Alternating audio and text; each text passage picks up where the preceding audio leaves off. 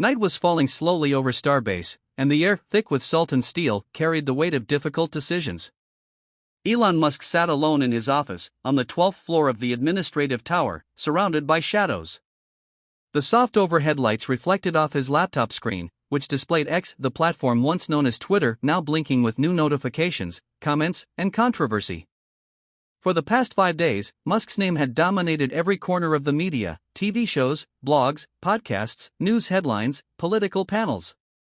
And it had all started with one of his usual, late-night tweets, sharp, direct, and loaded with intent. It wasn't about rockets or AI this time. It was about politics. More precisely, Donald J. Trump. America needs builders, not men of the past clinging to nostalgia and division. Time to turn the page. Trump is no longer fit. We need a real impeachment now, not later. The tweet exploded, garnering over 40 million views in just the first few hours. Conservative media struck back quickly, branding Musk an out-of-control billionaire and a threat to political stability. Trump himself didn't take long to respond. During a rally in South Carolina, he mocked Musk without hesitation. "We've got this guy, Musk, the rocket guy, who says he's building the future. Well, Elon, you got rich off our subsidies, and now you're turning your back on America? Pathetic." Normally, Musk ignored political jabs like these. But not this time. The next day, he fired off another tweet, short, sharp, and unmistakably personal. "Trump has received far more government handouts than I ever did, in favors, lobbying, and pardons. But no one talks about that. Maybe it's time to start." But it was the third tweet that really shook things. Posted at 3:14 a.m., the hour his staff jokingly called Code Red Musk time, the tweet read, "Funny how some names just disappear from the Epstein logs. But the servers don't forget. Records exist. Maybe it's time to ask harder questions." There were no names, but everyone understood who he meant. The Epstein reference was toxic and calculated. Publicly, Trump had been connected to Epstein years ago, though never formally accused of anything. But Musk's insinuation was clear: there were things in Trump's past that still hadn't been answered for. The internet exploded. Conservative outlets called it slander. Liberal voices hailed it as bold.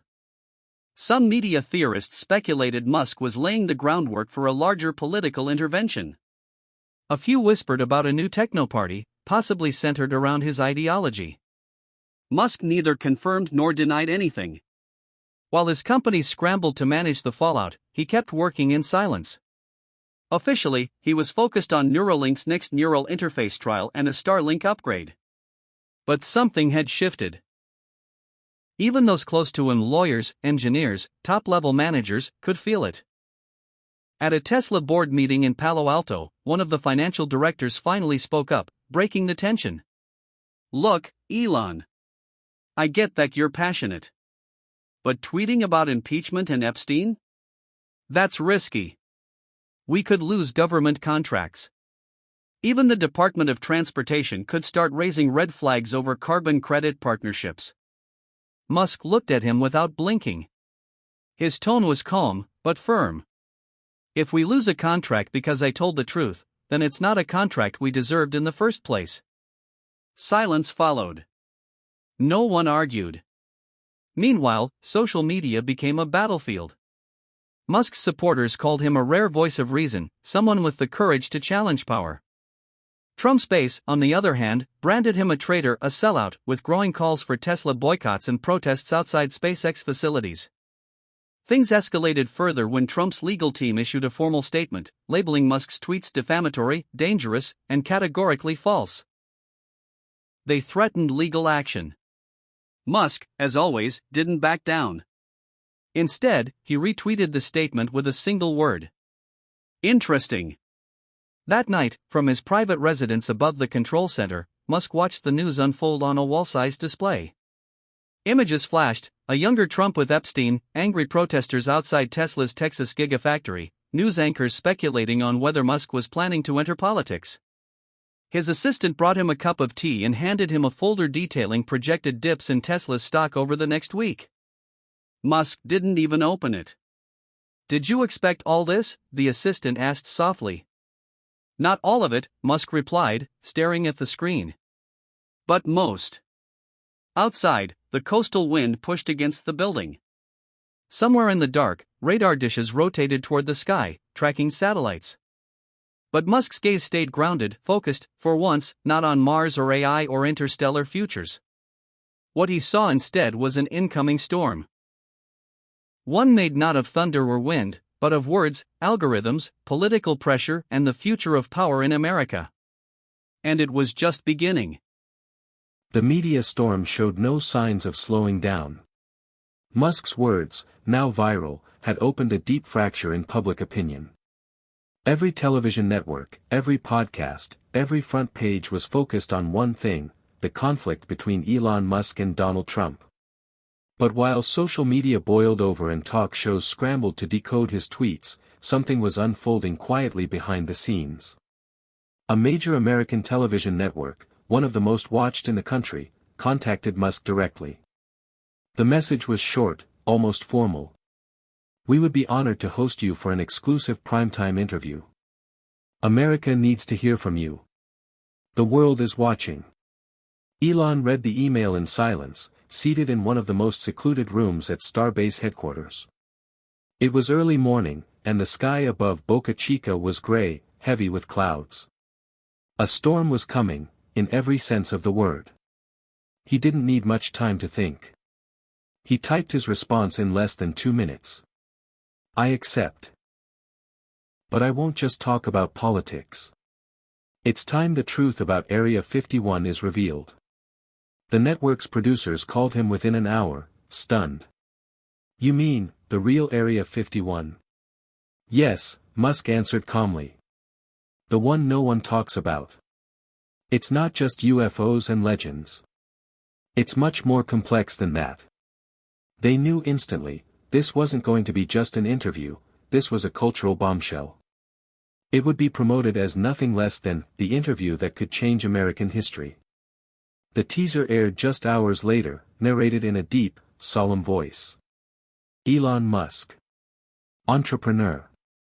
Visionary. Public enemy of Donald Trump.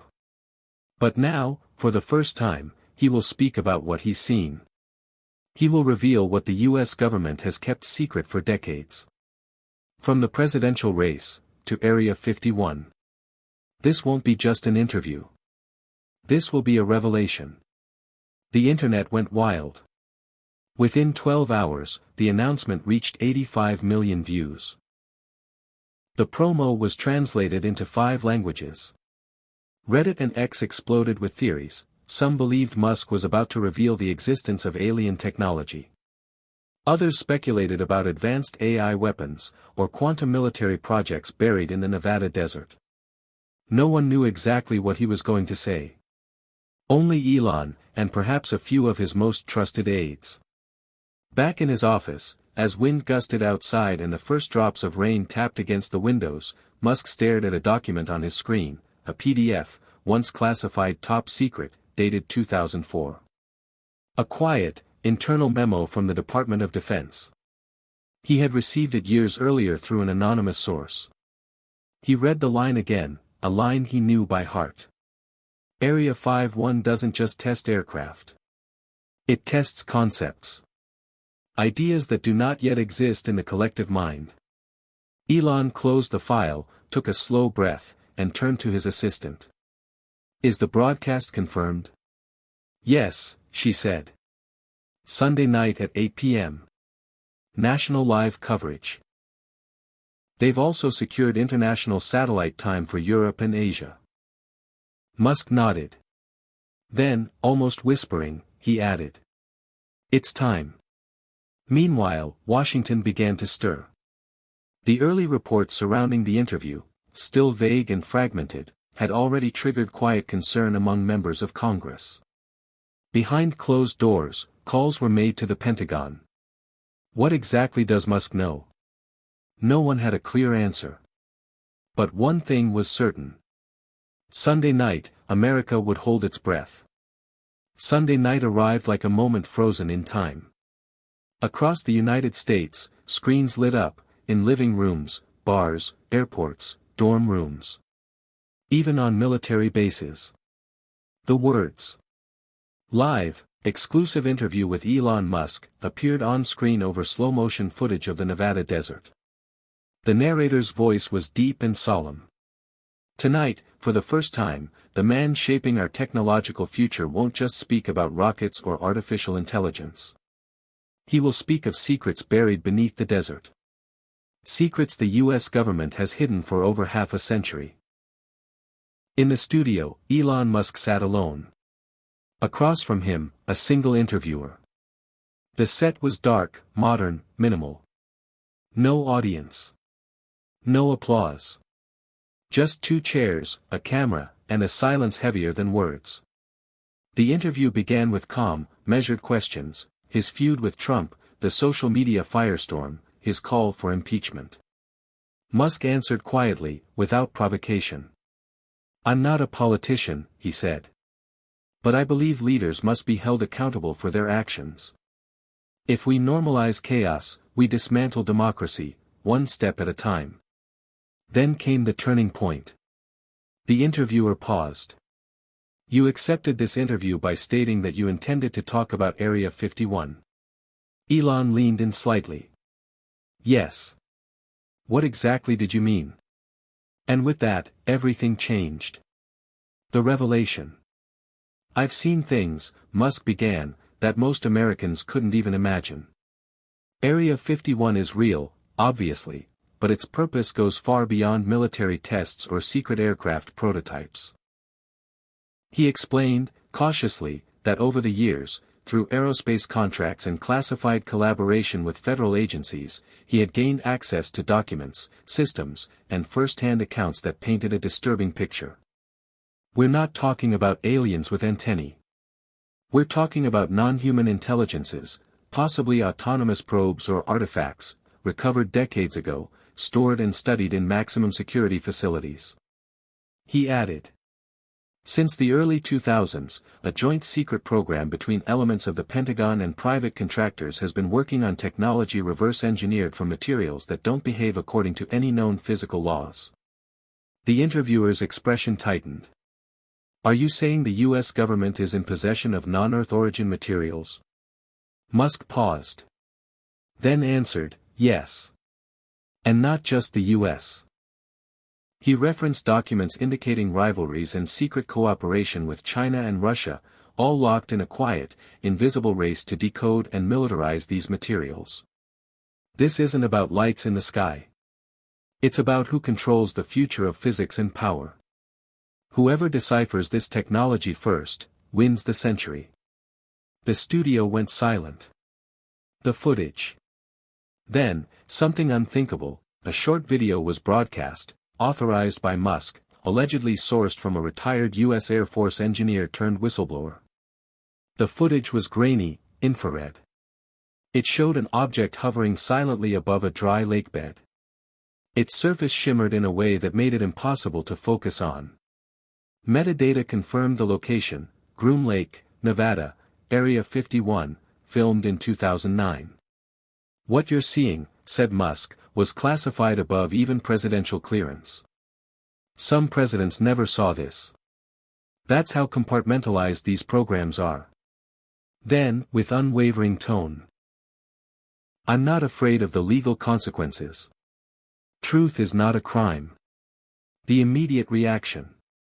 Within 10 minutes of the interview ending, the internet collapsed into chaos. #Area 51 became the #1 global trending topic. The clip reached over 120 million views in less than 24 hours. Physicists, journalists, and skeptics were divided. Some called it a hoax. Others finally saw validation for decades of speculation. The US government issued a brief, sterile statement the next morning. Mr. Musk's statements pertain to matters we neither confirm nor deny. We remain committed to national security and scientific advancement. Translation: we're not touching this. But behind the scenes, things were far less composed. Several senators demanded an emergency intelligence briefing. Sources inside the Pentagon spoke of a tense, nearly panicked atmosphere. An internal audit was immediately launched on all contracts between the Department of Defense and SpaceX. Meanwhile, the markets responded. SpaceX, on private markets, saw an 11% dip overnight. Tesla's stock also dropped, only to rebound when tech investors and Musk loyalists rallied behind his boldness. Public opinion split, more sharply than ever. To some, Musk had become a modern truth-teller, a necessary disruptor. To others, a reckless genius, tampering with forces too great to control. And to the US government, he had just become a very visible, very dangerous problem. One thing was clear to all. This was only the beginning. The day after the interview, the world seemed unable to breathe with the same calm as before.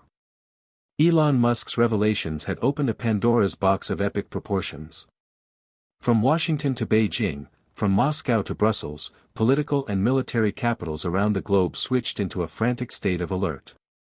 Geopolitical waves in motion.